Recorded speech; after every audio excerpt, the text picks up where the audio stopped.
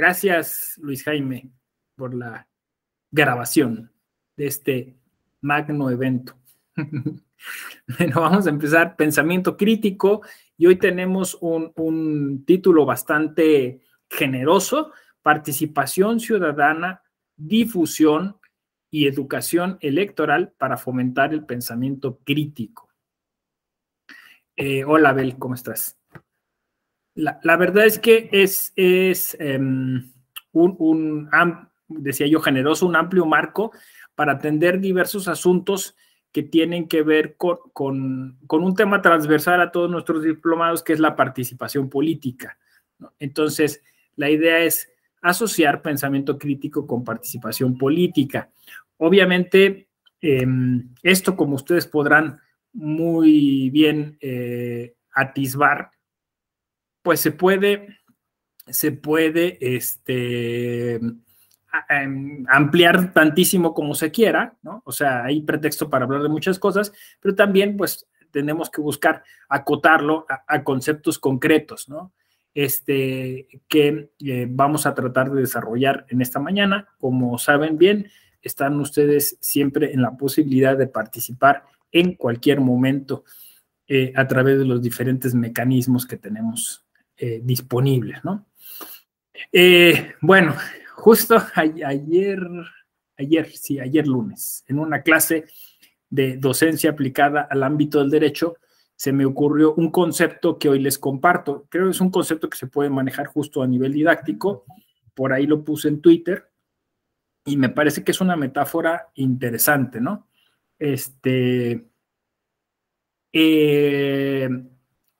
Puse algo así, pero yo lo estaba, de hecho el tweet iba a ir en ese sentido, o sea, en el sentido de que se puede aplicar la pedagogía, pero se puede también aplicar para la participación política, y básicamente lo parafraseo, es que esto debería de ser, la participación política debería ser como una fiesta de traje, ¿no? En el sentido que tiene para nosotros los mexicanos esta idea, ¿no? La fiesta de traje, que lo dicen, me tengo que poner corbata y eso. No, o sea, la fiesta de traje es que cada quien trae algo, ¿no? Y la fiesta entonces se hace muy divertida y entre más personas participen, pues se hace más interesante, ¿no? Porque pues va a haber más platillos, va a haber más opciones de entretenimiento, va a haber va a haber más de todo, ¿no? O sea, se enriquece más. Y entonces, en ese contexto, el Estado, las instituciones, tendríamos que ser los que ponemos la casa, ¿no? Entonces, la fiesta de traje la deben de hacer las personas, pero creo que no hay un pensamiento adecuado, o sea, no hay una cultura cívica que corresponda a esta metáfora que estoy diciendo, ¿no?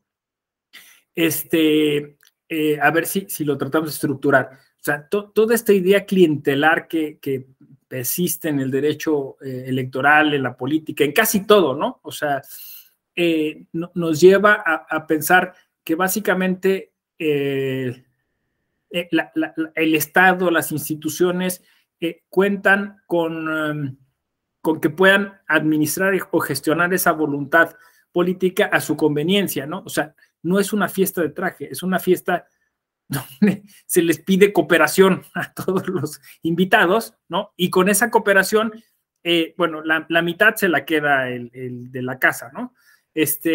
Manda a comprar los refrescos más baratos y tráete unos jarritos, ¿no? No vayas a comprar coca porque la coca ya subió muy, muy caro. Tráete hay una, bueno, hay unas bebidas más económicas. Tráete de ese paquetaxo, ¿no? Que trae un poco de todo, y se van economizando todo, ¿no? Y luego, obviamente, le dan mucha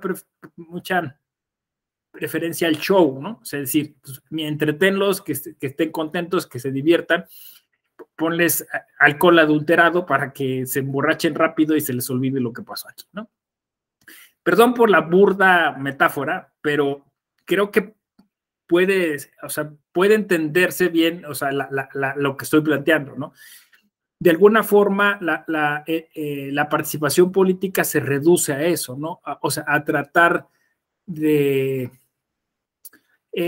de mantener entretenidos y ocupados a los invitados sin pensar en qué pueden aportar los invitados. No me interesa, no sé si me explico, no me interesa, ¿no? O sea, los voy a llenar de botana y de mala botana y de mala bebida. Ustedes vayan haciendo la metáfora, la transición de la metáfora, ¿no? Hacia los servicios públicos y todo eso, ¿no? ¿Cuál es la diferencia con una fiesta de traje? En la fiesta de traje, dice, yo pongo la casa, pero pues ustedes me ayudan a distribuir los espacios del mejor modo, ¿no? Entonces hay quien dice, pues yo voy a traer un DJ o yo mismo voy a poner la infraestructura, yo traigo la bocina, yo traigo las tostadas, yo traigo la crema para echarle a las tostadas, yo traigo la pata, ¿no? Entonces va siendo una cosa bien interesante porque realmente el de la casa va siendo solo un facilitador, ¿no? O sea, va diciendo, mira, ahí puedes poner la mesita, acá puedes poner eso, aquí está el agua, por si quieres lavar algo, vamos a utilizar este baño, alguien me ayuda a tenerlo listo, ¿no? Y entonces, la idea es que la cooperación es en función de la persona que aporta, ¿no? De lo que puede aportar esa persona, ¿no? Porque, pues,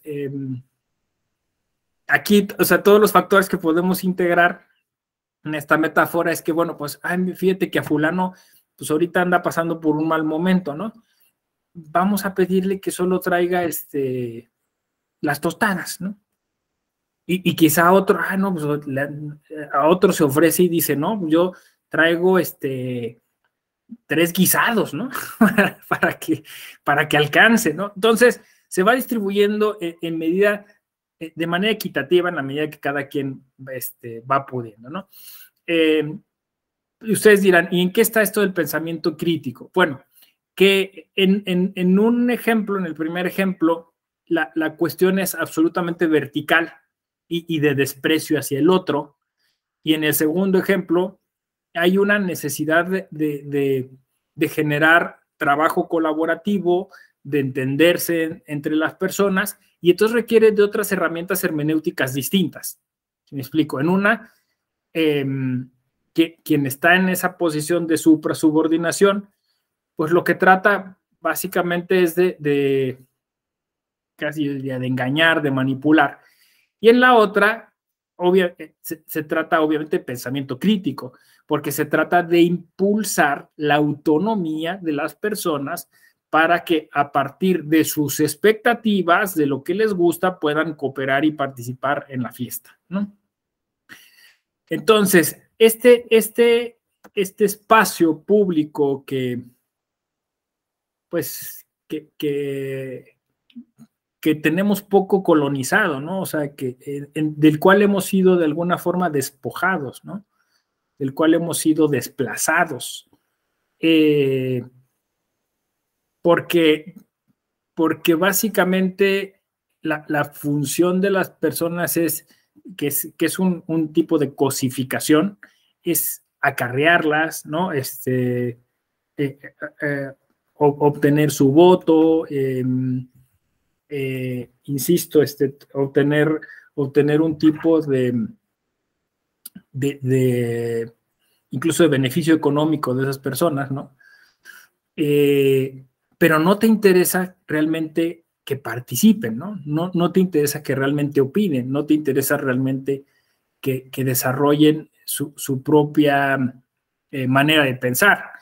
Entonces, de alguna manera, este modelo que, o sea, así lo califica la ciencia política como demagógico, ¿no? Que nada más no es exclusivo de México, sino al parecer es una especie pues, de tendencia generalizada en el mundo, ¿no? Que es muy ligada a una concepción que le llaman populismo contemporáneo, porque hubo un populismo que pues justo pensaba en el pueblo, pero aquí es cosificar al pueblo para generar tendencias autoritarias, ¿no? Entonces, el autoritarismo es lo menos cercano a pensamiento crítico. sea, el autoritarismo cancela el pensamiento crítico. Justo porque no le conviene, ¿no? Porque no es dialógico, no quiere que haya un nivel de colaboración y participación. Simula la participación. Entonces, quizá pues uno de los elementos de la política contemporánea que más debería preocuparnos es ese, el de la simulación, que en términos de la ciencia política se sitúa dentro de una propuesta moderna muy ligada a la descripción que hiciera Maquiavelo en El Príncipe, ¿no?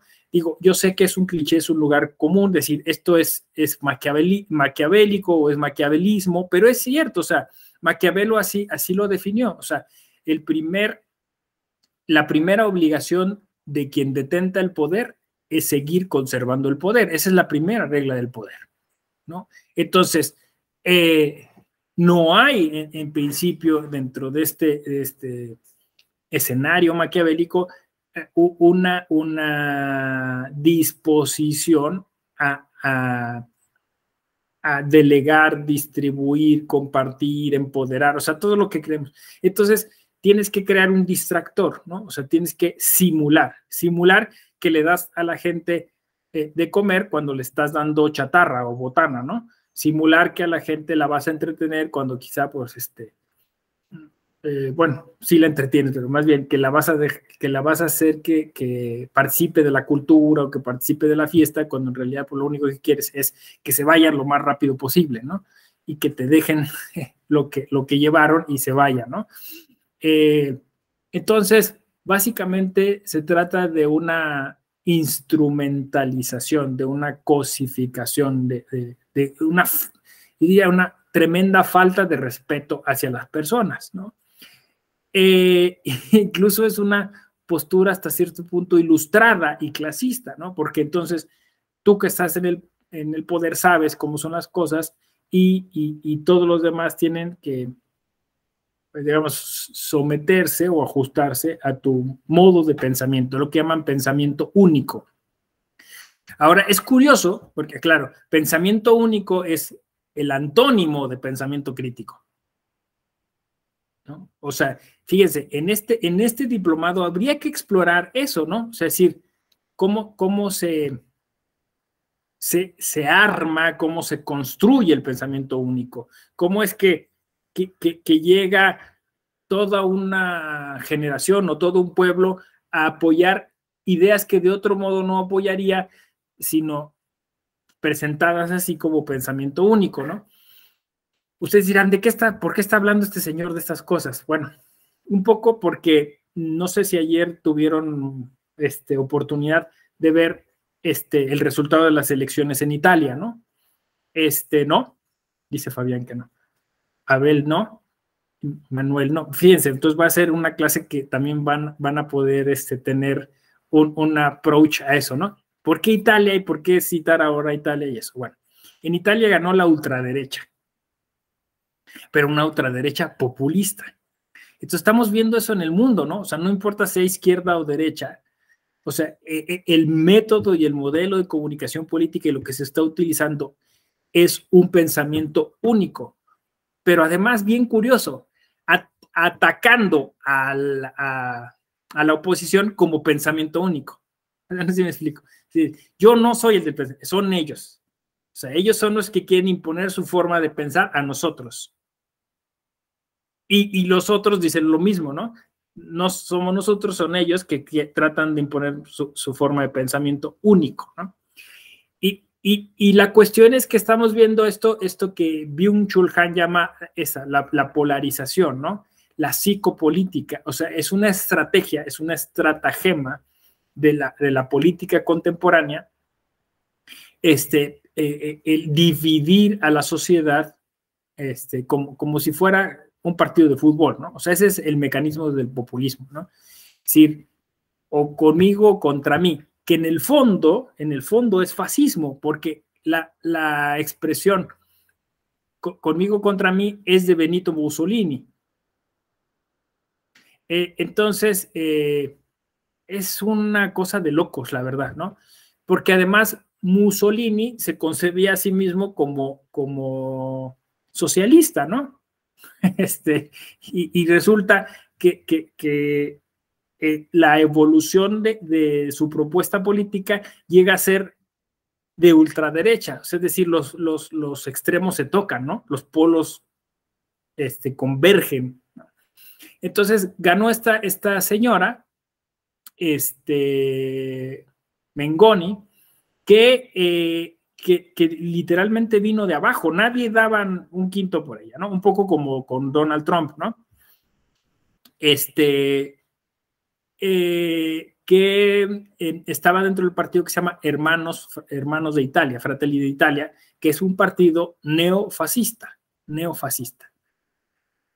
Entonces, tiene que ver con la participación política y el tema que hoy nos convoca. Una tremenda apatía del electorado italiano, o sea, la votación más baja en su historia de concurrencia a las urnas, la más baja de la historia.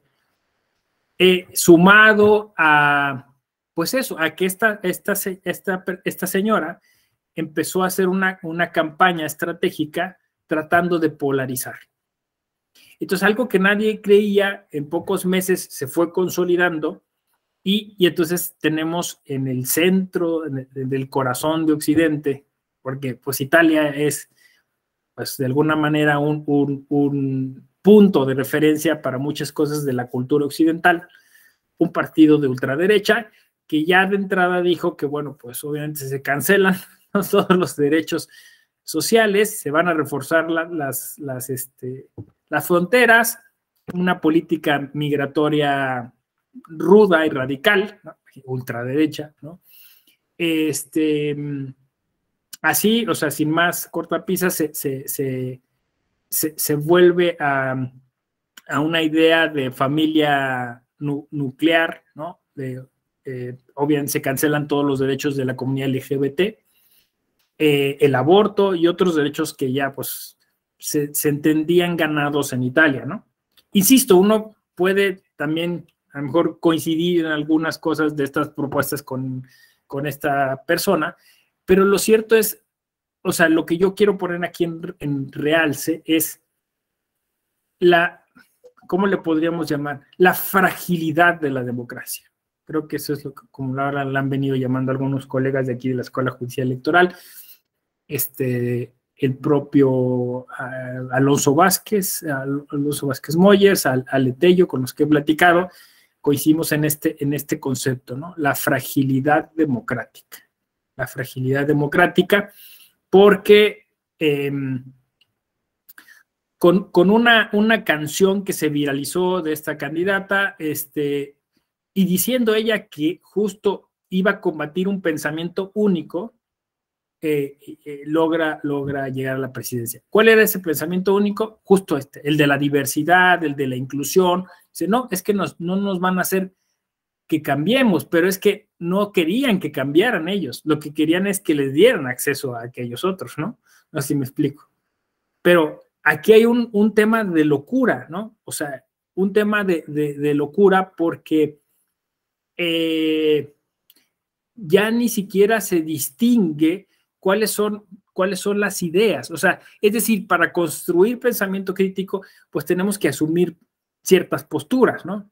Para poder generar una dialéctica respecto de algo, ¿no? O sea, tener un referente para poder después hacer el distanciamiento, la dialéctica. Y aquí lo que está sucediendo es que o sea, la estrategia es tergiversarlo, la estrategia es disolver la verdad entre muchas verdades. No sé si me explico. Y al final de cuentas imponer una verdad. O sea, parece paradójico porque de alguna forma, digamos, se está balcanizando el consenso y se está echando mano, insisto, de herramientas fascistas y autoritarias para lograrlo, ¿no? Entonces, hoy más que nunca, el pensamiento crítico es súper necesario, ¿no? Es súper necesario. Bueno, no sé, estoy un poco así como, ¿cómo se dice? todavía en shock por lo que pasó en Italia, porque nadie se lo esperaba. Ahora, pues ya presidenta italiana, o sea, es impresionante, ¿no? O sea, saluda así. O sea, ustedes creerán que pleno siglo XXI, en 2022, con todo lo que ha pasado, y aunque ahora, obviamente, por cuestiones políticas se deslinda, en su momento en entrevistas ella dijo que Mussolini era un héroe nacional y que Mussolini había que reivindicarlo y no sé, otras cosas por el estilo, cuando sabemos que pues Mussolini generó leyes a propósito para eliminar a un sector de la sociedad italiana, ¿no? O sea, que cuando hoy decimos fascismo es algo que entendemos es una cosa peligrosa, ¿no? Es totalitarismo y es una cancelación de la democracia. Entonces, hoy más que nunca, insisto, pensamiento crítico debiera significar reconducir o tener los elementos adecuados e idóneos para generar espacios dialógicos, ¿no? De construcción de ideas. O sea, vamos a decirlo así, nos bajamos un poquito, ya ni siquiera es confrontar, digamos, bueno, sí, resistir incluso en parte, ¿no? Pero es sobre todo revisar cuáles son las condiciones del diálogo, ¿no? Cuáles son las características del diálogo, porque parece que lo que estamos llegando es a generar monólogos, ¿no? O sea, es decir, la fragilidad de la democracia está en que no hemos podido generar unos mecanismos adecuados para podernos poner de acuerdo. Y yo eso lo considero parte del pensamiento crítico. Es decir, el pensamiento crítico debiera dotar a las ciudadanas y ciudadanos de elementos para poder discutir, argumentar sus ideas, sus expectativas y poderlas articular con las de los demás. Y lo que está pasando es todo lo contrario. Yo me reafirmo dentro de mis convicciones y no estoy dispuesto de ningún modo a colaborar o compartir las de los demás. Y entonces lo que se genera pues es eso, ¿no? Facciones, pues se llama fascismo, ¿no? Facciones que están encontradas entre sí, ¿no? Que están enfrentadas y de la cual quien saca tajada es el poder político, la clase política, ¿no? Y la población enfrentada, de manera intestina, ¿no? Sin poder construir nada. Entonces, es una sofisticada manipulación que además se está dando a través de la tecnología y las redes sociales, ¿no? Es decir, se está utilizando una herramienta que debiera servir para comunicarnos y acercarnos, para manipularnos, ¿no? Y justo por esta, vamos a llamarla alienación digital que tenemos, esta analfabetización digital, no somos capaces pues de hacer frente, ¿no? a esta manipulación que sufrimos además de manera recurrente y constante, porque nuestros dispositivos los usamos a cada momento, ¿no? O sea, es decir, tenemos al enemigo en casa.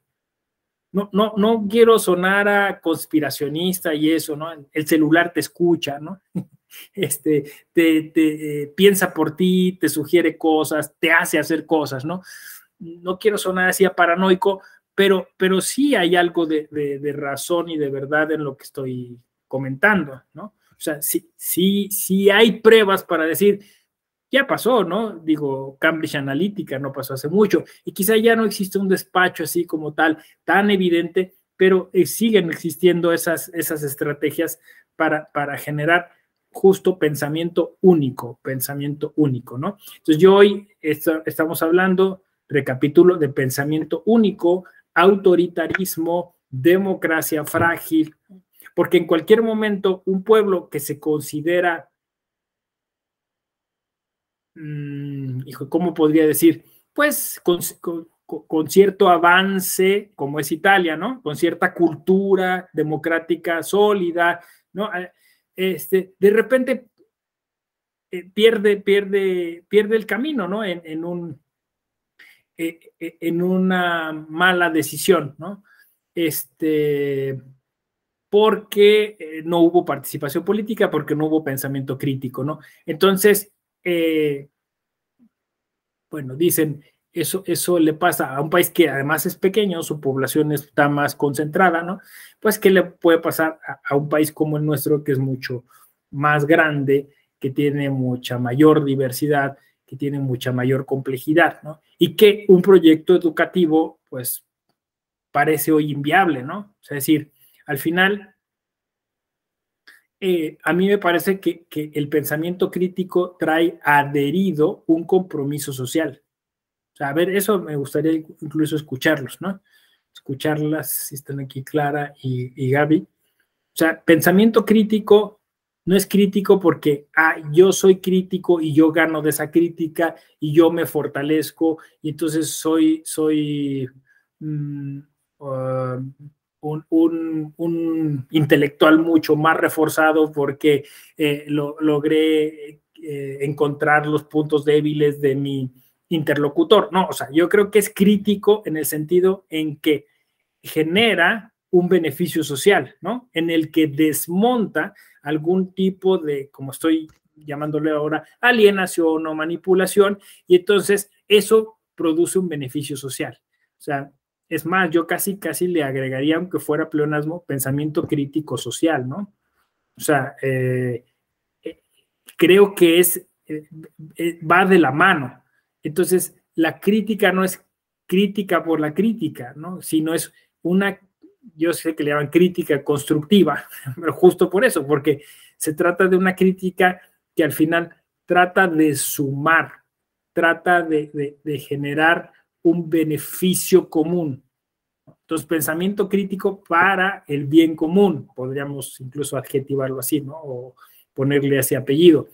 Y entonces, una de las, digamos, herramientas del pensamiento crítico, pues es la divulgación, es la difusión, ¿no? Es la posibilidad de que muchas y muchos lleguen a entender y concebir que tienen esta herramienta dialéctica, esta posibilidad de quejarse, de no dejarse, de preguntar, ¿no? Incluso eso, preguntar, el derecho a preguntar. El derecho a preguntar, que lo asociamos mucho con el acceso a la información, con la transparencia, ¿no? Fíjense, por ahí hay como una especie de uso transversal del pensamiento crítico en todo eso. Pero volvemos, a ver, ustedes ya tienen aquí el concepto que les acabo de decir hace un momento, ¿no? Frente a estos embates ciudadanos en donde los ciudadanos, las ciudadanas confrontan al poder político, resisten al poder político y dicen, le exigen cosas, el poder político simula, ¿no? Insisto, simula. Recuerden la metáfora de la fiesta. Lo vimos ayer con otra vez el aniversario luctuoso de Ayotzinapa, ¿no?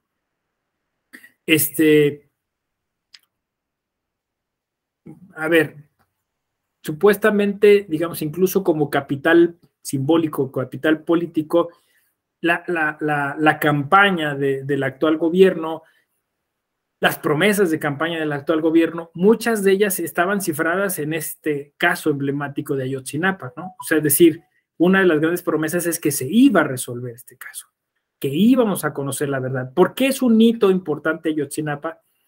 Además de, pues, de ser quizá el caso internacionalmente más resonado, porque de alguna forma fue tal la manipulación estatal, ¿no? y de la verdad, que pues de alguna forma lograr resolver este asunto llevaba a generar muchísima esperanza en que se pudieran resolver otros asuntos que no se han resuelto, ¿no? Porque una comisión de expertos vino a decirnos pues que eso era un cochinero y que teníamos una oportunidad invaluable si tratábamos de ponerlo en orden, y lo menos que hemos podido es ponerlo en orden. Lo que hemos ido es sumando construcción de posverdad encima, ¿no? Y entonces, claro, en la simulación sale el discurso diciendo que sí, que ya hay una lista, que se va a investigar, que no es que se haya cerrado el caso, sino que a partir de los que se señaló como posibles responsables, se abrirán otras líneas, pero, digamos, esa es la apuesta, ¿no? O sea, es decir,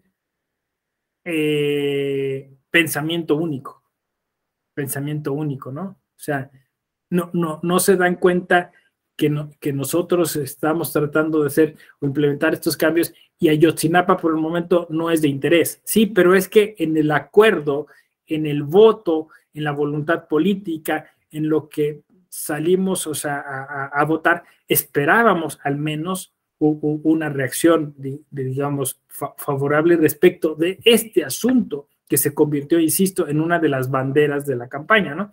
Entonces, volvamos a notar, pues obviamente eso, ¿no? Que de alguna forma no va a haber respuesta, ¿no? No va a haber respuesta y que entonces, pues, de alguna forma, toda esta idea de la transparencia, del acceso a la información, pues de alguna forma puede ser hasta un mecanismo distractor, ¿no? O sea, no sé cómo decirlo. Entonces, es complejo, es complejo porque de alguna forma la simulación sigue generando estrategias de manipulación, ¿no? Y se vuelve una especie de constante dentro de la política, insisto, no es exclusivo de México.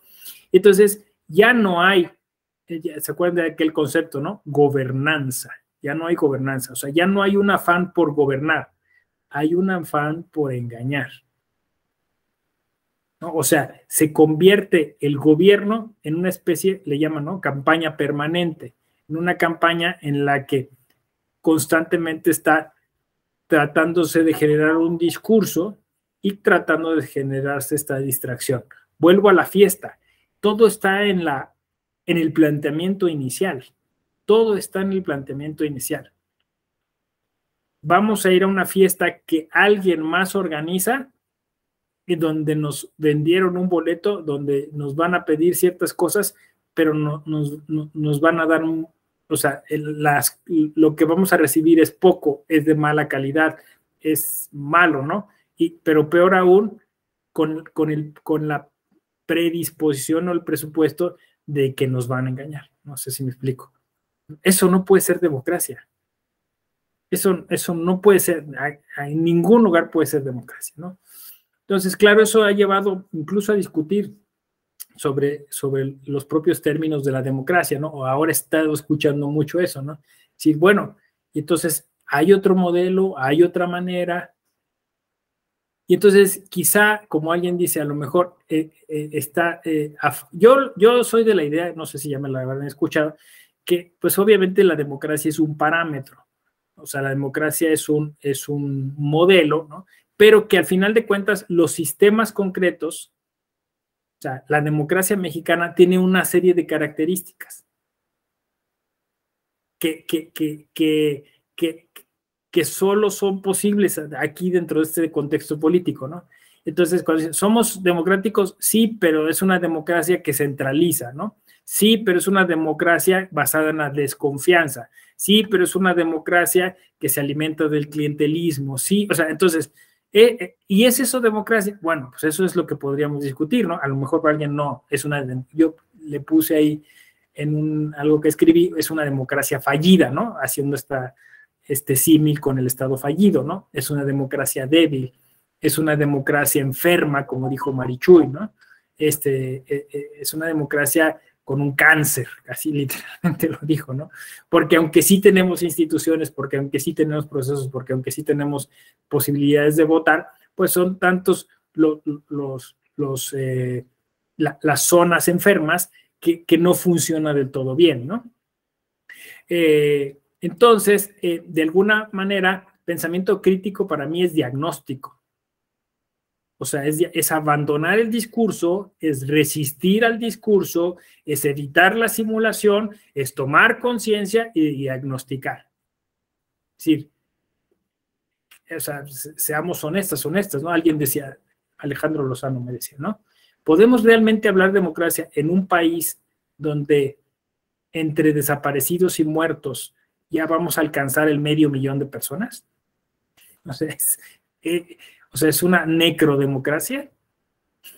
Pues no sé, o sea, pero nadie habla de eso, ¿no? O sea, es decir, pues sí tenemos instituciones sólidas, pero ahí hay una falencia tremenda, ¿no? O sea, estamos en números rojos en esa situación, ¿no? Porque entonces, ¿qué es democracia? O sea, democracia es solamente salir a votar, ¿no? Entonces, ahí es donde se activa el pensamiento crítico, ¿no? Crítico, social y yo diría creativo. ¿Qué espacios de diálogo? O sea, yo he estado dando la respuesta, ¿no? Hay que generar más espacios de diálogo donde se pueda, de alguna manera, concientizar a otras y a otros, ¿no? Esto es de boca en boca. No hay otra manera, puesto que el sistema no va a poner de su parte para generar el Estado no va a poner de su parte para generar un sistema educativo adecuado para generar pensamiento crítico en la generalización de ciudadanas y ciudadanos, ¿no? Porque además es un asunto que tienes que empezar a trabajar desde muy corta edad. O sea, a ver, esto siempre me llama una discusión, ¿no? Porque, no, pues es que el INE sí hace consultas infantiles y simula elecciones, sí, con los hijos de los empleados y, ¿no? O sea, una burbuja, ¿no? No, o sea, esto tiene que ser con los niños de todo el país, no sé si me explico, ¿no? O sea, tú ves estas consultas y sacaron al niño ahí del Madrigal, ¿no? No sé cómo se llama esta escuela, el Madrid, perdón, el Madrid o el Instituto México. No, o sea, eso no es, siempre eso pasa, ¿no? O sea, estas pequeñas burbujas, mira, el INE se está comunicando con la gente. No, se está comunicando con los de siempre, ¿no? Y al Tribunal Electoral creo que le pasa a veces lo mismo. Entonces, ¿cómo llegamos hasta allá? O sea, ¿cómo llegamos a los más distantes, a los que pues no pueden pensar porque tienen que estar trabajando, ¿no? No pueden pensar porque tienen que estar pagando sus deudas, no pueden pensar porque tienen que llevar de comer a su casa, ¿no? Entonces, ¿cómo hacemos que ese pensamiento crítico se vuelva pensamiento ciudadano? O dicho de otro modo, se ciudadanice el pensamiento crítico. ¿A través de qué estrategias? Por eso yo decía, mucha creatividad, ¿no? Muchos espacios de diálogo. Yo sé que incluso estos espacios luego se simulan, ¿no? Observatorio. Y también, pues, vienen a gente que viene a echar cebollazos, ¿no? O sea, no, pues, el observatorio tiene que ser invitar a personas que sean solamente críticas para que te digan en qué estás mal, ¿no? O sea, y entonces me parece que pensamiento crítico en esta clase está resultando un mecanismo para trascender la simulación, porque piénsenlo ustedes, es una palabra o es un concepto casi propio de la cultura mexicana, tanto como el Día de Muertos, la simulación en México. Es decir, se los voy a demostrar, ¿no? Es la máscara del laberinto de la soledad de Octavio Paz. O sea, cuando a Octavio Paz le toca describir a los mexicanos, dice, los mexicanos son máscaras. Simulamos todo el tiempo. Simulamos ser felices, simulamos estar bien, simulamos, ¿no? Simulamos, incluso tenemos frases célebres, ¿no? Apoquinar, apechugar. Porque si hago pensamiento crítico, porque si me resisto, porque si me quejo, me tunden, me pegan. Entonces me quedo callado. Entonces simulamos que estamos bien, ¿no? Nos ponemos una máscara de alegría, ¿no? Aunque a lo mejor estemos con todo el rostro entumecido. Que además es una de las escenas que a mí más me impacta de la película Viva México de Eisenstein, ¿no? Cuando a Eisenstein le toca hacer una película sobre México, les recomiendo mucho esa película porque es altamente simbólica y trata de aprender como el espíritu de la mexicanidad. Hay una escena donde están las máscaras, ¿no? O sea, para Eisenstein, que el gran genio del cine ruso, México es sufrimiento, es dolor, ¿no? Es abuso de poder constante, porque una de las grandes escenas es en una hacienda en Apan, que es durísima, pero, y en otro dice es fiesta, pero es mascarada, es máscaras, ¿no? Entonces, yo creo que esto, si lo rastreamos, viene desde el barroco. O sea, es como una mezcla entre lo español y lo indígena, ¿no? Donde, o sea, es como, es como las frituras, dicen, es que, a ver, fíjense, la comida prehispánica tenía la masa, ¿no? El maíz, ¿no? Todo era de masa, ¿no? La vitamina T. Y luego vienen los españoles y nos traen la manteca de cerdo, ¿no? Entonces tenemos el peor resultado culinario posible, ¿no? O sea, una cosa saturadísima, ¿no? Que es, pues, eso, masa con grasa, con manteca. Bueno, pues así nos pasa en la cultura, ¿no? O sea, tenemos, por un lado, pues sí, este filón autoritario y barroco español, ¿no? Que es ventajoso, abusivo, ¿no? Y por otro lado tenemos pues esta parte de lo indígena, pues vamos a decirlo así, que es de alguna forma sumiso, de alguna forma conformista, alguien dice, ¿no? Porque los indígenas, los pueblos indígenas tienen otras muchas cosas buenas, pero asumimos justo esa cosa mala, ¿no? Y del lado de los españoles quizá también tengan muchas otras cosas buenas, pero asumimos esa cosa mala, ¿no? Y entonces el resultado, pues, es esta cultura, pues así, ¿no? Doble moralista, doble cara, simuladora, ¿no? Y a mí no me gusta mucho, digamos, criminalizar o satanizar esa parte, porque yo siempre creo que hay un área de oportunidad detrás de esto, ¿no? Y ahí me sumo mucho a la crítica que hace Roger Bartra en La jaula de la melancolía a Octavio Paz, ¿no? Y dice, a ver, Octavio Paz describe eso, ¿no? Y cierto, le dieron el Nobel de literatura, es un escrito potente, pero ojo, es una jaula imaginaria. O sea, el que nos haya descrito así no quiere decir que tengamos que ser así. Y Bartra dice, más bien somos como un ajolote.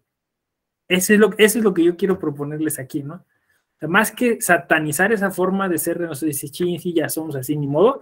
No, o sea, decir, a lo mejor somos un híbrido como el ajolote, pero que somos únicos. O sea, que tenemos una capacidad, que somos endémicos, ¿no? Y que eso nos genera quizá, o sea, el asumir esa identidad más que rechazarla, que es lo que propone, o sea, Paz lo que dice es que vivimos en constante rechazo a eso, ¿no? O sea, cuando habla de la rajada y de la intimidad y de protegerse y la chingada, literalmente la chingada habla Paz. Entonces hace como este repudio, ¿no? Hacia ese acto de violación. O sea, somos el producto de una violación. Y Bartra lo reinventa y dice, no, o sea, quizás somos, sí, una fusión que en algún momento pues debió haber sido violenta, pero el resultado es que somos una cultura que, por ejemplo, y lo hemos estado discutiendo ahora en clases de filosofía del derecho, somos una cultura que tiene una gran capacidad de adaptación, que es lo que tiene el ajolote. Tenemos una gran capacidad de adaptación. Y a pesar de haber sufrido un montón, o sea, aquí seguimos y seguimos con un orgullo, o sea, con una identidad, ¿no? que nos mantiene en pie. Y yo creo que esa es una fortaleza, ¿no? Y lo vemos cuando vienen pues, los grandes desastres naturales o incluso los grandes desastres económicos o políticos, México sale adelante, ¿no? De una forma o de otra. Yo creo que allí está esa área de oportunidad que no hemos logrado vislumbrar, ¿no? Me comentó una estudiante de posgrado que en la Universidad de Chicago hicieron un estudio prospectivo a propósito de la mexicanización que se está viviendo en Estados Unidos, ¿no? Y la perspectiva es que de aquí a 30 años la cultura norteamericana va a ser mayoritariamente mexicana. Fíjense, o sea, en 30 años la cultura norteamericana va a ser mayoritariamente mexicana. ¿Sí? Y entonces, o sea, lo basan obviamente en datos estadísticos, ¿no? Y van viendo cómo va creciendo.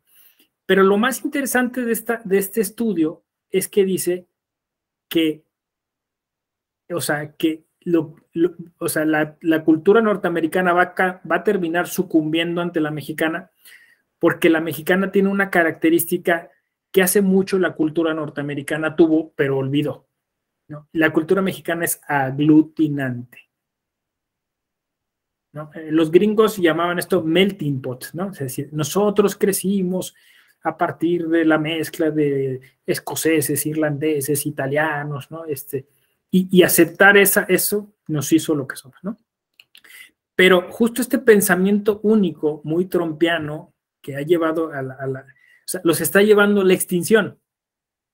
Porque entonces, refrendarse como norteamericanos y no recordar ese pasado de mezcla, de hibridación, les está condenando a la extinción como cultura.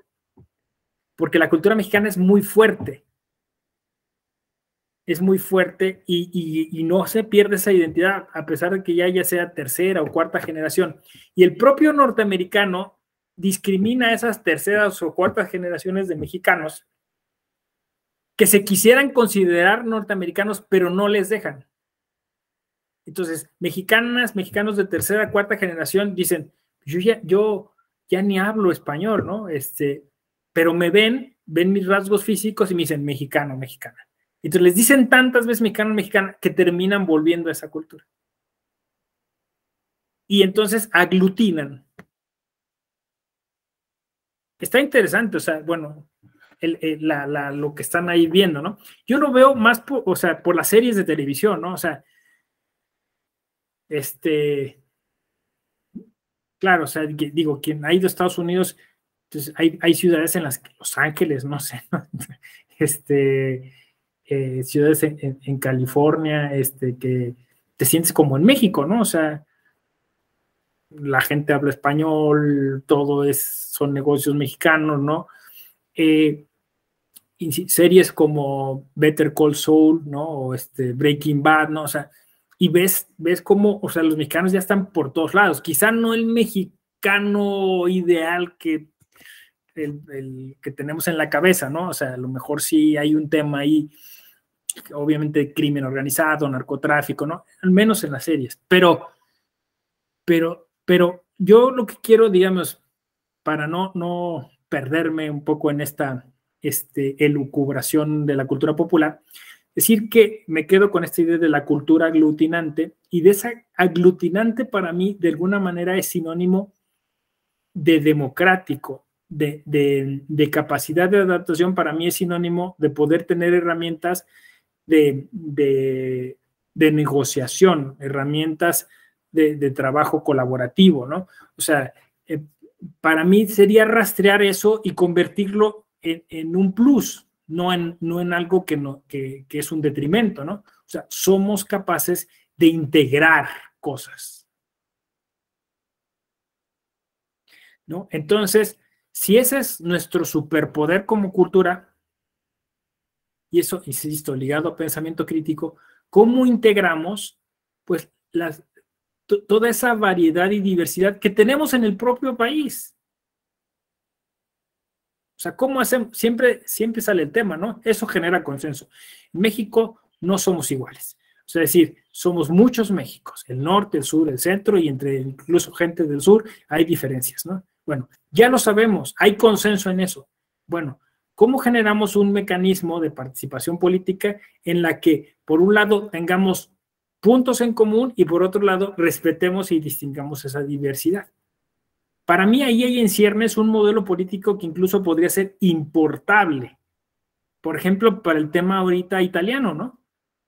O sea, los italianos que ahorita se están, pues eso, me decía un colega Roberto Camerata, ¿no? Dice, pues que estamos como, o sea, si así como en un hoyo negro, ¿no? O sea, no, estamos en shock, ¿no? No nos queremos que haya pasado esto, ¿no? O sea, despertamos a la mañana y ya, o sea, de ser un país que pues más o menos, o sea, tenía una vida democrática activa, pues hoy se despiertan con un gobierno antidemocrático, ¿no? Autoritario. Entonces, yo creo que nosotros tenemos muchas ventajas comparativas que a veces desconocemos, ¿no? Y que incluso el propio sistema electoral, las instituciones electorales que nos han costado mucho trabajo, o sea, pudieran ser un punto de partida. Está siendo un punto de partida que esto se está haciendo dentro del Tribunal Electoral. Se está haciendo, o sea, dentro de un contexto de democrático, fíjense, curiosamente, ¿no? Porque finalmente, pues es un curso gratuito, es una plataforma que nos brinda de alguna forma el Estado, ¿no?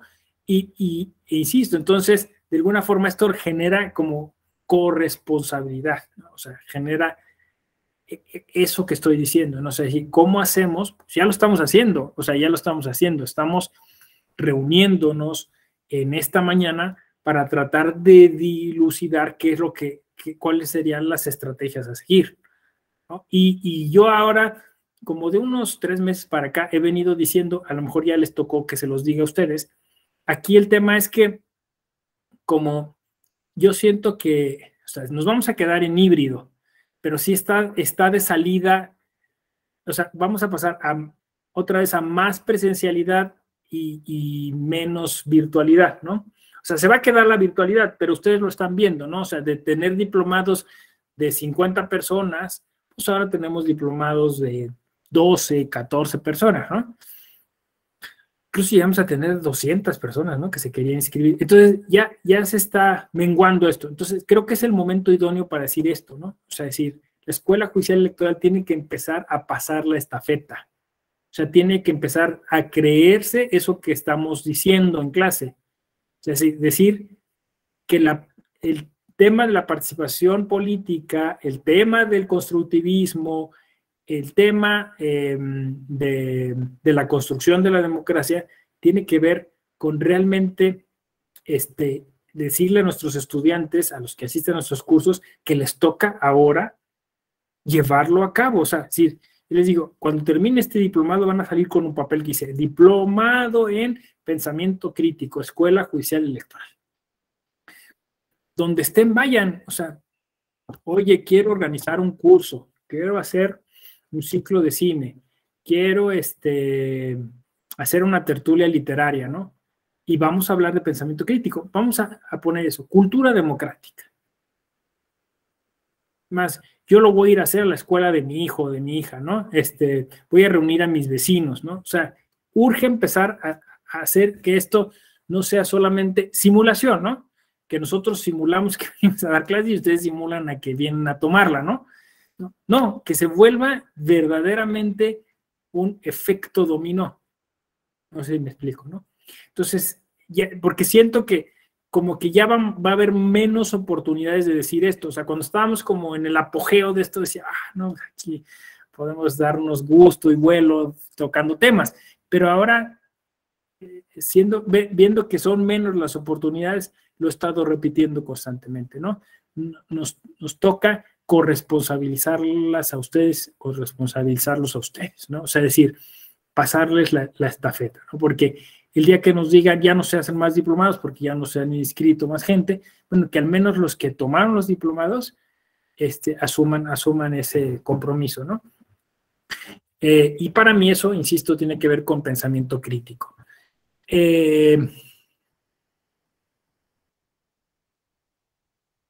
Colaboración, ¿no? Entonces, colaboración. Aquí el título que le habían colocado a la charla es Participación Ciudadana, Difusión y Educación Electoral para fomentar el pensamiento crítico, ¿no? Entonces, creo que va de la mano. O sea, todo lo que llamamos cultura cívica, cultura democrática, educación electoral, tiene diversos, todo eso tendría que estar transversalizado por el pensamiento crítico. O sea, tendría que ser una llamada a, como dije yo, estar en constante diagnóstico de nuestra vida democrática, de nuestras instituciones, ¿no?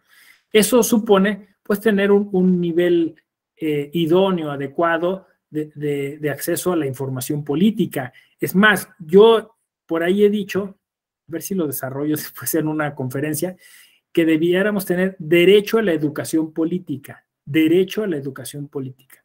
Entonces, me va a tocar un poco hacer una, como le llaman, interpretación integral de la Constitución, pero yo creo que se puede deducir perfectamente de algunos artículos de la Constitución e incluso pues de la jurisprudencia y hasta del derecho convencional, que tenemos derecho a eso, ¿no? O sea, derecho a que el Estado nos brinde ciertas herramientas de educación política para poder participar políticamente. Si no, o sea, si no, no tiene sentido. O sea, tú tienes derecho a participar políticamente, pero no sabes cómo hacerlo. No sabes cómo hablar, no sabes cómo expresar tus ideas, no sabes cómo ponerte de acuerdo con las demás personas.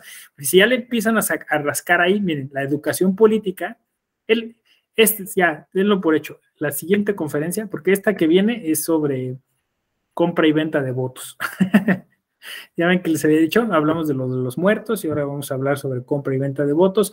Y entonces en este ciclo, que van a ser 3, la tercera va a ser eso, derecho a la educación política. Entonces, cuando dicen, ay, es que yo he escuchado cosas como, por ejemplo, es que el Tribunal Electoral no debería de brindar estos cursos, ¿no? La Escuela Judicial Electoral no tiene sentido, no debería de existir, ¿no? Es más, ni siquiera el Instituto Nacional Electoral lo tendría que hacer. Eso entiendo por qué lo dijo Hugo Concha en lo que tuvimos del Pleno a la Plana, pero pues lo dijo para llevar agua a su molino, es decir, que Jurídica sí lo haga y que a nosotros nos paguen por hacerlo y todo el presupuesto de la Escuela Judicial Electoral se vaya a Jurídicas, ¿no? O sea, sí, básicamente sí. Es decir, no lo dijo de manera imparcial ni objetiva, ¿no? Pero me hizo pensar, porque él decía, esto lo tendría que organizar la Secretaría de Educación Pública, o sea, la Secretaría. Dije, bueno, puede ser, ¿no? O sea, le voy a conceder razón, tiene razón en que la educación democrática que plantea el tercero constitucional sí lo tenga que, pero eso no obsta a que todas las instituciones de manera transversal en el país tengan un compromiso con la educación democrática, ¿no? Es más, asistí a un foro que se llamaba así, Democracia y Universidad. Las universidades, que curiosamente por su nombre, por su esencia, tendrían que estar planteadas en términos democráticos, no lo están. Son organizaciones sumamente autoritarias y verticales, ¿no? Entonces, insisto, si hay este espacio, yo creo que sí, o sea, porque al final de cuentas es ver muy, de manera muy minimalista el trabajo de un tribunal electoral diciendo, el trabajo de más aún de un Instituto Nacional Electoral es simplemente dar respuesta a procesos administrativos en el caso del INE y en el caso del Tribunal Electoral dar respuesta a solicitudes o peticiones o demandas jurisdiccionales. No, me parece que el trabajo del Instituto Nacional, el trabajo del Tribunal Electoral es mejorar la democracia y no es rollo, no es discurso. O sea, o terminar con los conflictos o gestionar o administrar los conflictos sobre los derechos político-electorales. Entonces, esa administración puede ser propedéutica. O sea, también puedes atender la conflictividad reduciéndola, no haciendo que llegue, no sé si me explico. O sea, yo creo que sí hay una interpretación, sí hay un modo de entender que lo que está haciendo la Escuela Judicial Electoral es necesario, que lo discutimos constantemente. Ahora en la Feria del Libro me tocó plantear una serie de mesas sobre el futuro de la justicia electoral y otros temas, y hubo una mesa que, si quieren échenle un ojo, se llama así, el futuro de la educación cívica, el futuro de la enseñanza democrática, ¿no? Entonces, ahí se discutieron justo estos temas que estoy tratando, ¿no? O sea, es decir, no se puede... pues esa es la fortaleza de las instituciones. Quizá ahorita no lo está haciendo la Secretaría de Educación Pública y no lo quiere hacer y no hay nadie más que lo esté haciendo. Lo está haciendo la Escuela Judicial Electoral. Es más, yo tengo otro argumento para eso, ¿no? O sea, ¿por qué ¿por qué la Escuela Judicial Electoral está dando un diplomado sobre pensamiento crítico y lo está ligando al tema de la participación política? Tengo un argumento. Porque cuando se creó la jurisdicción electoral, puesto que casi en ningún lugar del mundo había la concepción de eso, ¿no? Se necesitó ligarla necesariamente a procesos de capacitación. Es decir, tú quieres que utilicen el tribunal, pues tienes que enseñarle a la gente cómo utilizarlo. Tú quieres que sepan sobre los medios de impugnación, pues, y por eso fueron los primeros cursos. Casi surgiendo el Tribunal Electoral, surgió el centro de capacitación. O sea, así de la mano. Y yo creo que eso es, o sea, es parte de nuestro ADN. O sea, no podemos renunciar a eso. O sea, es decir, necesitamos seguirle diciendo a la gente qué son sus derechos políticos electorales, cómo debe participar políticamente, cómo debemos mejorar la democracia y ponerle a disposición pues todas las herramientas jurisdiccionales y otras, porque la defensoría, por ejemplo, no es una herramienta netamente jurisdiccional, es una herramienta de acompañamiento, de asesoría, ¿no? Otras cosas nos pueden ocurrir, adelante, parece que está bien, porque insisto, no podemos verlo de manera minimalista. Siento yo, ¿no? Siento que es parte, porque luego, fíjense, vinieron a hacernos un estudio los del CIDE, ¿no? Y entonces llegaron a la conclusión que después de analizar no sé cuántas escuelas judiciales en el mundo, la de nosotros estaba sobrepasada, porque las escuelas judiciales en el mundo solo forman al personal jurisdiccional. Y yo les dije, pues ahí, o sea, lo que está diciendo el CIDE tiene razón, pero ojo, eso es para las escuelas del mundo. O sea, México se cuece aparte. México tiene necesidad de invertirle a su democracia. O sea, a nosotros, o sea, nosotros hemos querido invertirle a la democracia y por eso entonces hemos creado eso, una escuela judicial electoral que no se conforma solo con formar, o sea, tenemos otra historia, tenemos otra explicación de las cosas. Entonces, a mí no me sirve que me digan, en el mundo es así, porque nuestra escuela judicial electoral tiene otras características que la hacen distinta. Sí, Abel, adelante. Gracias, doctor. Buenos días. Pues yo comparto todo lo que acaba de decir, ¿no? De que efectivamente el Tribunal Electoral y la Escuela Judicial han contribuido mucho. Yo creo que es la institución que más ha contribuido, y el INE, desde luego, para el fortalecimiento de la democracia y la educación cívica a los ciudadanos. Yo podría hablarle de manera personal que en los últimos, del 19 acá, a partir de la pandemia, me he estado especializando en la cuestión electoral, recibiendo cursos del INE y cursos de la Escuela Judicial. Y la verdad, yo he buscado en otro lado y no lo hay. Y hace unos 2 días, también la escuela, el Instituto de Capacitación Judicial, sacó una convocatoria y fue muy polémica porque pues es solamente para los internos del tribunal. Pues mucha gente que quería que se abriera al público, porque al final de cuentas, pues es un recurso que ellos utilizan para poder fortalecer la institución, pero también son recursos públicos que pudieran beneficiar a otras personas. Y a partir de ahí yo podría decir que yo estoy muy agradecido por el tribunal, porque a partir de esas fechas he aprovechado todo el tiempo que tengo disponible para poder cubrir mis necesidades de conocimiento en todos los aspectos. Y los he podido aterrizar o poner en práctica en algunas etapas que he podido trabajar en el OPLE de Oaxaca. Yo soy de Oaxaca y también en el INE, ¿no?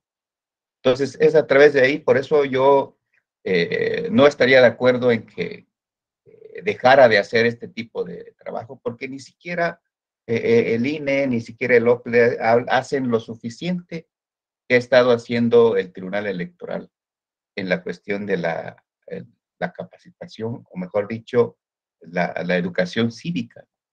Y tiene toda la razón, yo también estoy de acuerdo en que debería ser una asignatura que nos enseñe en cómo participar. Yo soy abogado de profesión y yo aprendí a litigar materia civil, materia penal, a partir de la práctica en un despacho jurídico. Ahora, con el nuevo sistema de justicia laboral, pues yo estaba esperando a ver, aparte de leer el código, aparte de leer algunas publicaciones que se hacen, pues uno necesita este tipo de cursos. Y es apenas que la Suprema Corte de Justicia ha estado sacando algunos seminarios muy aislados para poder capacitar a la gente, no los operadores jurídicos, sino la gente que hace uso de los trámites administrativos o jurisdiccionales para poder hacerlo. Pero es una herramienta muy extraordinaria, ¿no? Lo malo es que a veces lo vemos, ¿no? Pues es que si capacitamos a los abogados, pues ellos son los que le van a sacar jugo y van a cobrar muy bien, ¿no? Pero pues no se trata de eso. Hay mucha gente que quiere capacitarse, que quiere aprender muchas cosas.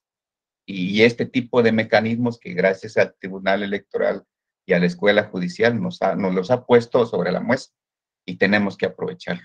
Entonces, es cuanto, doctor. Muchas gracias.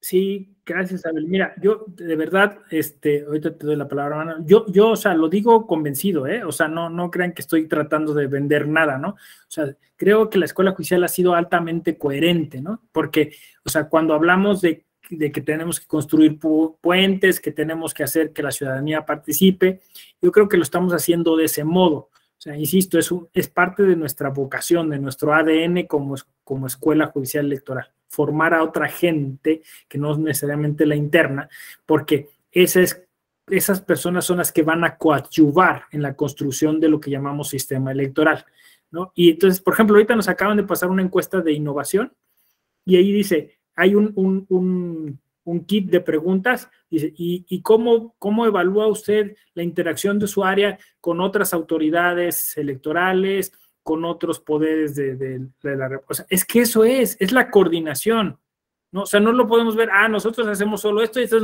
nuestra competencia acotada y exclusiva. No, si hasta en la ley de amparo se amplió el concepto de autoridad.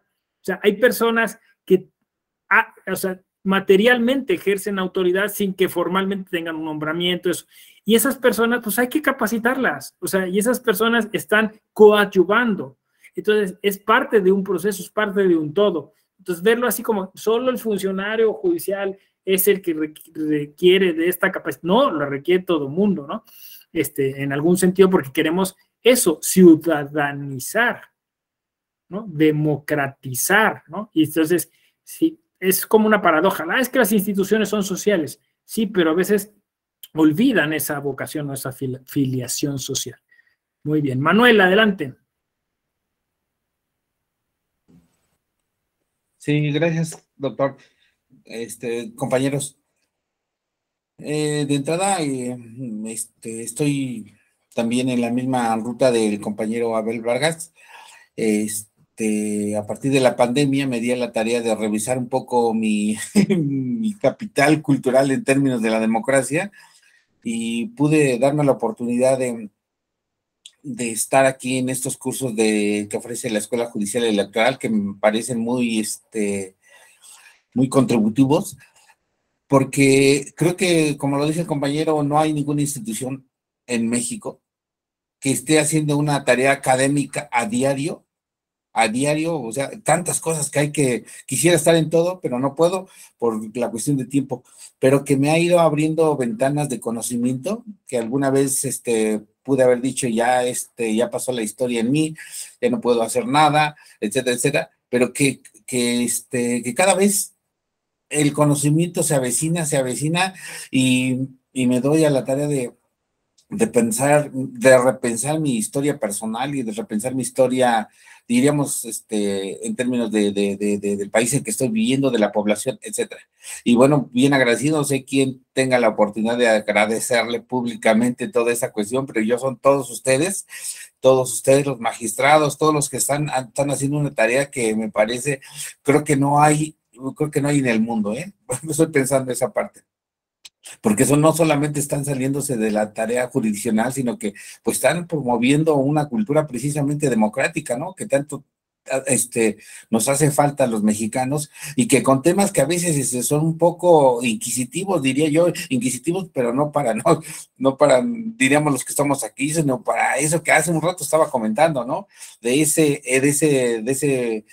pensamiento acrítico que quisiera que como que no haya un despertar, ¿no? Un despertar, pero el despertar se da a partir del conocimiento. Y termino con una cuestión. Me estoy dando a la tarea en este momento bueno, estos días, que en los espacios que tengo, de revisar el nuevo plan de estudios de la educación básica.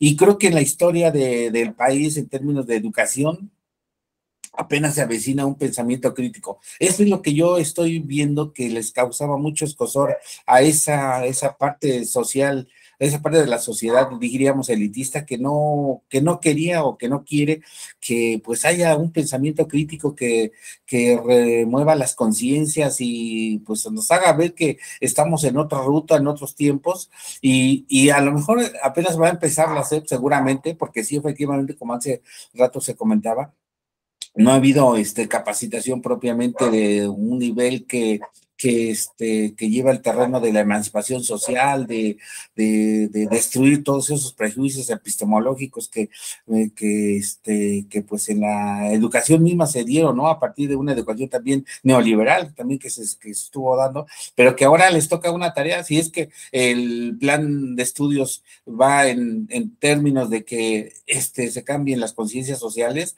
pues tiene una tarea muy grandísima, ¿eh? No es nada más así que haber escrito un plan de estudios, porque tampoco es aplaudirles desde ahorita, pero un plan de estudios que habla de interculturalidad crítica, que habla de pensamiento crítico, que habla de inclusión en términos, ayer veíamos con el maestro, el doctor Ávila, temáticas, nada más que pues ya no da tiempo a veces decir tantas cosas que uno quisiera, pero pero que esos temas pareciera como que los temas que estamos ahorita escuchando bueno, que yo estoy escuchando en este diplomado, pareciera como que le ayudarían mucho, o le ayudan, o están como que, no sé si algunas veces se pudieron de acuerdo, pero está la SEP con su plan de estudios y este diplomado, a la par en el sentido de la búsqueda de que el sujeto pues tenga otro tipo de conciencia. Gracias. Sí, fíjate que ahora que lo mencionas, Manuel, justamente eso, ¿no? Estaba yo buscando como una idea. Dices, esta es generar esta autonomía, esta autopoiesis, ¿no? O sea, contagiarles a las personas de este deseo o sea, el pensamiento crítico supone tomar conciencia, ¿no? Es decir, yo en este mundo y qué voy a hacer, cómo colaboro, cómo contribuyo, cómo hago, ¿no? Entonces, me parece que, pues sí, de alguna forma asumimos esta oportunidad pues eso, que nos daba la infraestructura, que nos dieron las circunstancias, se dieron las sinergias, y también gracias a ustedes, porque igual hubiéramos podido ofrecer cursos y no se inscribía nadie, ¿no? Pero venían, hacían, participan, ¿no? Entonces, todo eso hace una escuela, ¿no? O sea, es decir, es una propuesta, como decía yo, que está en marcha, o sea, no es un proyecto, no es algo que ya se materializó y que incluso ya está de salida, ¿no? Esperemos que no, o sea, esperemos que todavía se puedan hacer muchas más cosas, pero creo que ya estamos en posibilidad de hacer una segunda fase, ¿no? O sea, es decir, que esa autonomía les permita a ustedes desarrollar proyectos desde donde están, ¿no? De alguna manera, como parte de la Escuela Judicial Electoral, siéntanse parte de la Escuela Judicial Electoral, ¿no?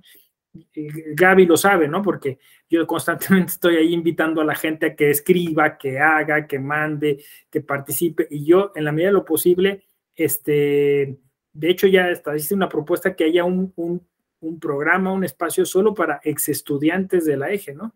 Es decir, que lo administren, que lo coordinen, que lo gestionen al 100%, ¿no?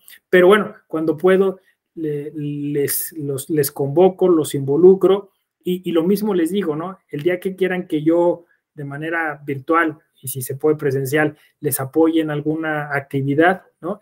También lo hacemos, ¿no? Porque de hecho esa es la idea, o sea, de alguna forma este contagio, esta viralización que requerimos para que el pensamiento crítico se vuelva la normalidad, pues, insisto, si no lo va a hacer la SEP, pues lo vamos a tener que hacer entre todos y todas, ¿no? Nosotros lo vamos a tener que hacer, ¿no? Entonces, esa es la idea, ¿no? Y bueno, pues dicho eso, yo creo que vamos a ir cerrando la clase de hoy. Me parece que nos vamos a volver a ver esta semana. Sí, Gaby, adelante.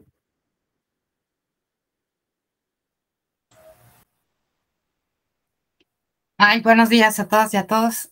Pues antes de que cerremos,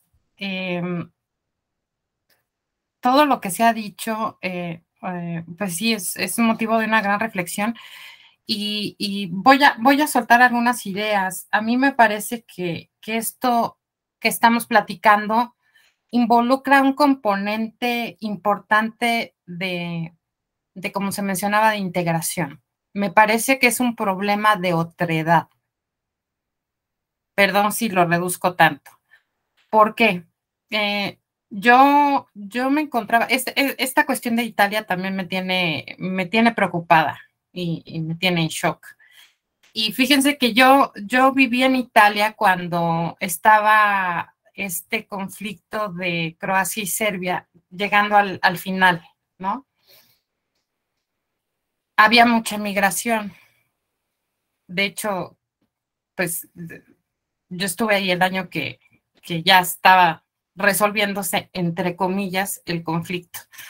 Pero siempre vi que los inmigrantes eran los otros. O sea, yo, a pesar de que ya habían pasado, no sé, creo que empecé en 91, ya habían pasado bastantes años de que se estaban dando estos flujos de población, yo lo que percibí es que ellos seguían siendo los otros. No había una verdadera integración en el país.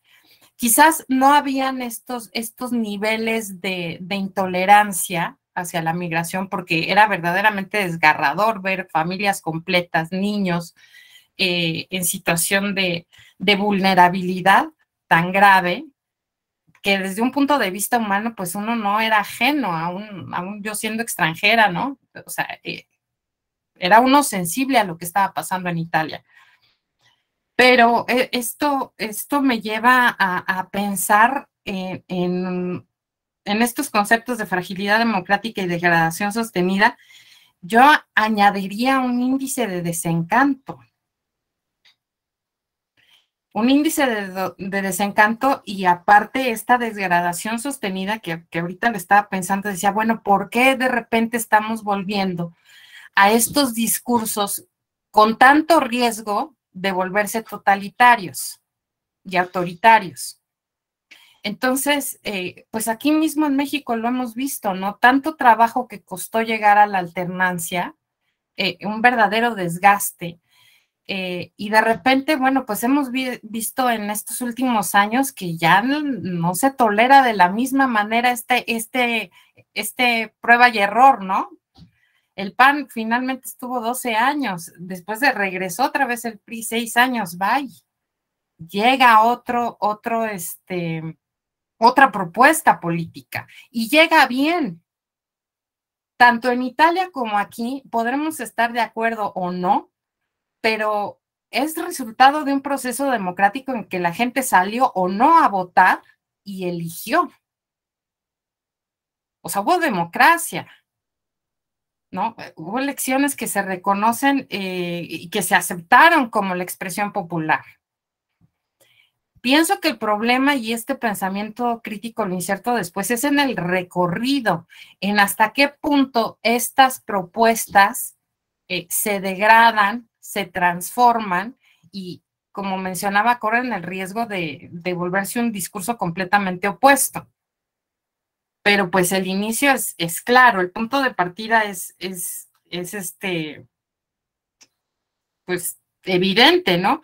Yo ayer estaba precisamente escuchando los discursos de la nueva presidenta italiana y encontré un tuit de Yaniv Rosnay, constitucionalista de Israel.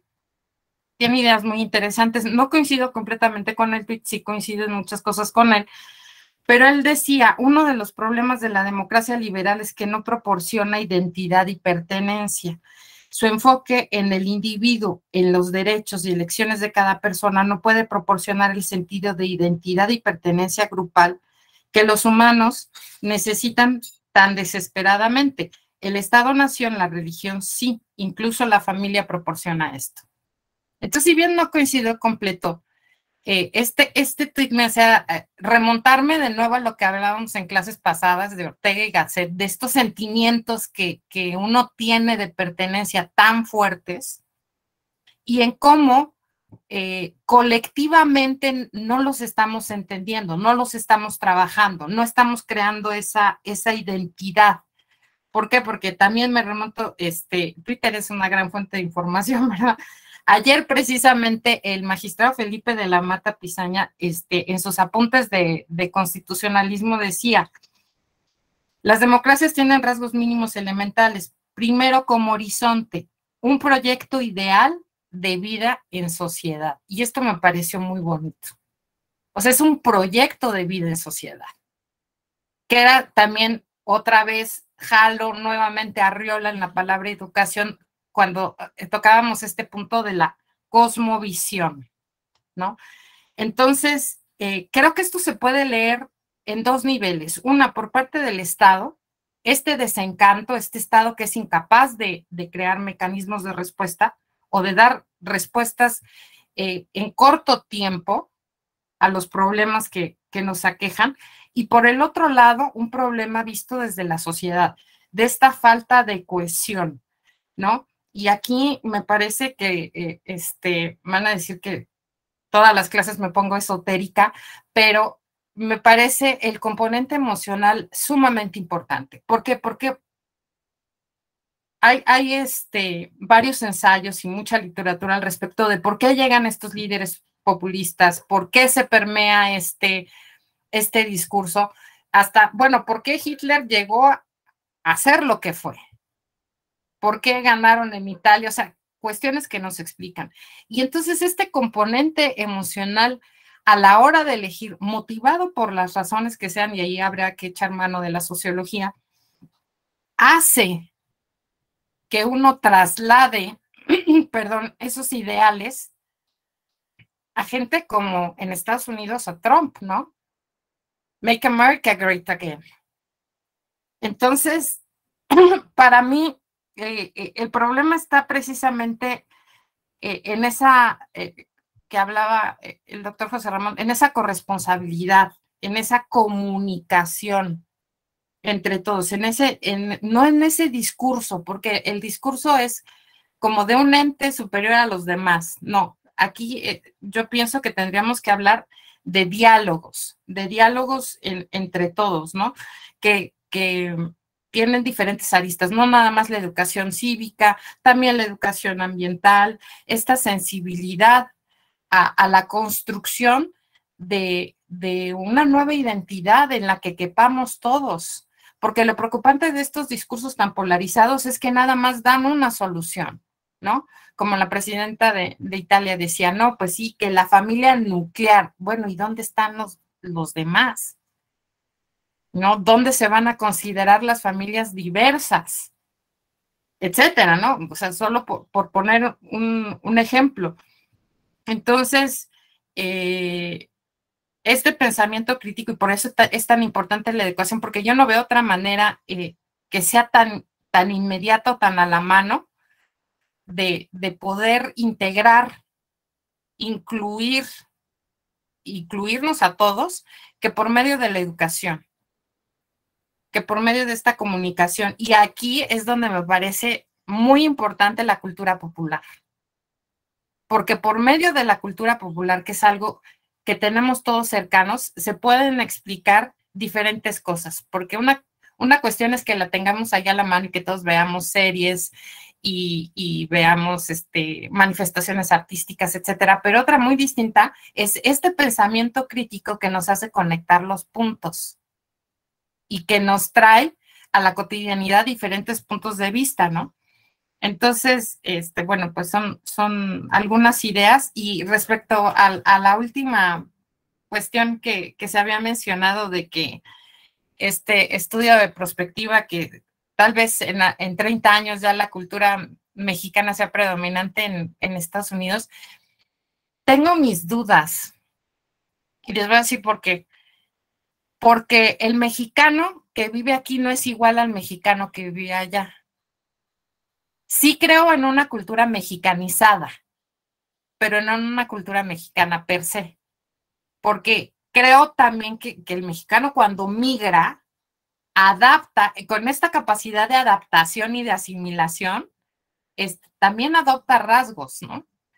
Se identifica y entonces ya es, digámoslo así, una nueva expresión de la mexicanidad. Es así creo que de hecho ya está permeando, ¿no? En la cultura popular estadounidense, bueno, pues ya hasta festejan el Día de Muertos y una serie de cosas, ¿no? Que se van, ahí vamos, la comida, este imperialismo cultural o asimilación cultural, que se va dando. Pero bueno, ese sería mi comentario al respecto, ¿no? Una distinción entre lo mexicano y lo mexicanizado, que creo que es hacia dónde va este ejercicio de prospectiva. Y bueno, muchísimas gracias. Sí, no, gracias a ti, Gaby, por ese comentario tan abundante, interesante de todo lo que dices. Sí, es cierto, ¿eh? O sea, esto que decías de Italia, que pasó con Trump, ¿no? O sea, a lo que yo me refería con esta fragilidad democrática, ¿no? Que, ¡pum!, de repente, ¿no? ¿Y cómo pasó? Y ahí está, ¿no? Gente que no tiene identidad, que no tiene pensamiento crítico, que no tiene ideales políticos, y entonces está al vaivén, ¿no? Literalmente, ¿no? Y luego esto sí, creo que es así, ¿no? No, o sea, no es una cultura propiamente mexicana, ¿no? Sino pues, algunos elementos mexicanos mezclados ahí, ¿no? Con alguna otra cosa, ¿no? Pero, bueno, a lo mejor también es justo un área de oportunidad ahora que estamos explorando. Sí, también ellos pueden seguir conservando cierta identidad y van a votar aquí, ¿no? Aunque vivan allá. O sea, son temas interesantes que tienen que ver también con lo que comentaste en Italia, con la falta de capacidad para integrar a los migrantes. ¿Qué pasa en Italia? Pasa en Francia, ¿no? Ahí pasan años y ellos siguen viviendo en los suburbios, sigue siendo como de segunda categoría, ¿no? Es complicado. Pero sí, me parece que estamos transitando hacia formas más interesantes de asociarnos y de participar políticamente, y creo que es un área de oportunidad que una escuela judicial electoral puede fomentar, y aquí lo hemos intentado, como bien lo mencionaste, a través de la cultura popular, ¿no? Que hemos, incluso ayer hablamos de metodología para incorporarla directamente en la UNAM con Eddie de la Guerra. Entonces estamos tratando de avanzar hacia allá, ¿no? Estuvo muy interesante la charla que nos dio ayer, porque literalmente, o sea, nos ofreció cómo plantear la integración metodológica de la cultura popular. Y exploró casi todos los productos más, digamos, más recurrentes de la cultura popular, y fue interesante en el posgrado de Derecho de la UNAM. Muy bien. Bueno, pues me dio mucho gusto estar con ustedes esta mañana. Insisto, creo que vamos a estar otra vez esta semana, me parece. Me dará mucho gusto volverte a ver, Gaby. Cuídense mucho, y nos vemos. Feliz jornada. Gracias, Luis Jaime.